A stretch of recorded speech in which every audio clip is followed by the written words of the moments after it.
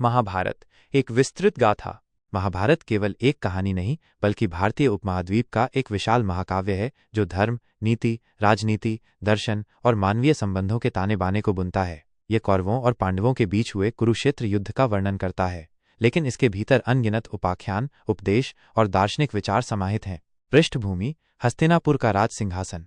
कहानी हस्तिनापुर राज्य से शुरू होती है, जिस पर महाराज शांतनु का शासन था। शांतनु और गंगा के पुत्र देवव्रत, जो बाद में भीष्म के नाम से जाने गए, ने आजीवन ब्रह्मचर्य का पालन करने की प्रतिज्ञा की ताकि उनके पिता सत्यवती से विवाह कर सकें। इस त्याग के कारण उन्हें असीम शक्तियां और इच्छा मृत्यु का वरदान मिला। शांतनु और सत्यवती के दो पुत्र हुए, चित्रांगद और विचित्रवीर्य। दोनों ही निसंतान रहे। तब सत्यवती ने अपने पुत्र व्यास को विचित्रवीर्य की पत्नियों अंबिका और अंबालिका से संतान उत्पन्न करने को कहा। अंबिका से धृतराष्ट्र, जो जन्म से अंधे थे, और अंबालिका से पांडु, जो श्वेत वर्ण के थे, का जन्म हुआ। एक दासी से व्यास के संबंध से विदुर का जन्म हुआ, जो धर्मज्ञ और नीतिवान थे।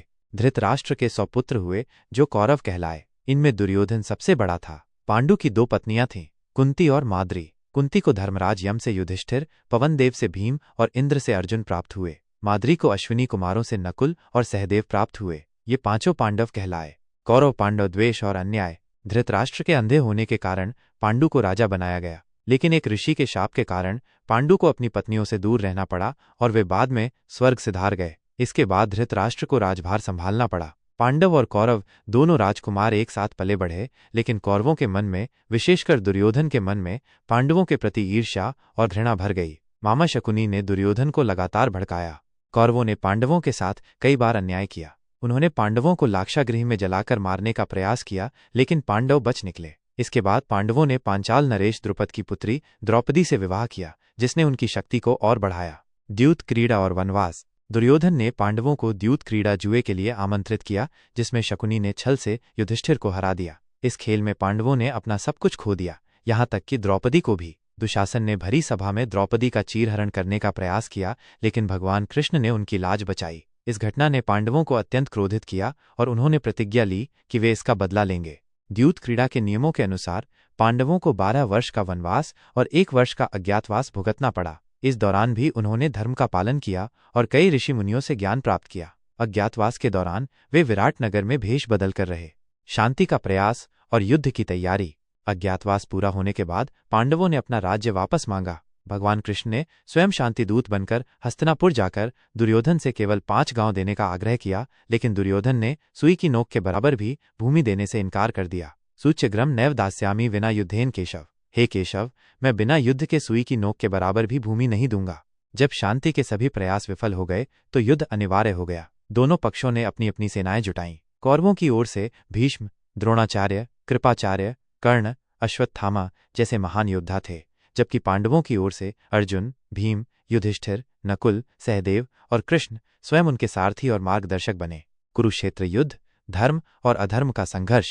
कुरुक्षेत्र के मैदान में 18 दिनों तक भीषण युद्ध चला। यह युद्ध सिर्फ 2 चचेरे भाइयों के बीच का संघर्ष नहीं था, बल्कि धर्म और अधर्म, न्याय और अन्याय के बीच का युद्ध था। पहले दिन अर्जुन अपने सामने अपने ही संबंधियों को देखकर मोहग्रस्त हो गए और युद्ध करने से मना कर दिया। तब भगवान कृष्ण ने उन्हें भगवद गीता का उपदेश दिया, जिसमें कर्मयोग, ज्ञान योग और भक्ति योग का सार निहित है। कृष्ण ने अर्जुन को समझाया कि धर्म की रक्षा के लिए युद्ध करना उनका कर्तव्य है। भीष्म ने 10 दिनों तक कौरव सेना का नेतृत्व किया और अजेय रहे।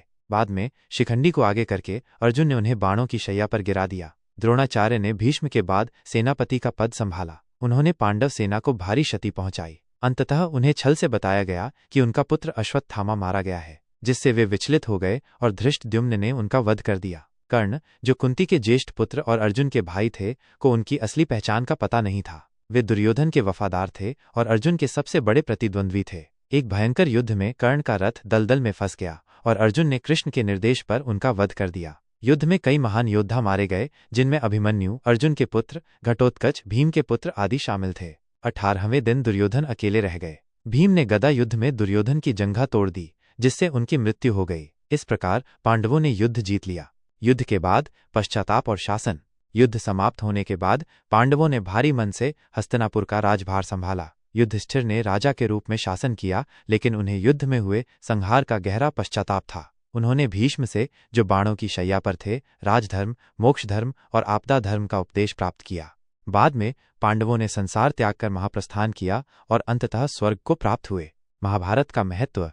महाभारत सिर्फ एक ऐतिहासिक घटना का वर्णन नहीं है, बल्कि ये मानव जीवन के हर पहलू को छूता है। यह धर्म, न्याय, त्याग, कर्तव्य, प्रेम, घृणा, ईर्ष्या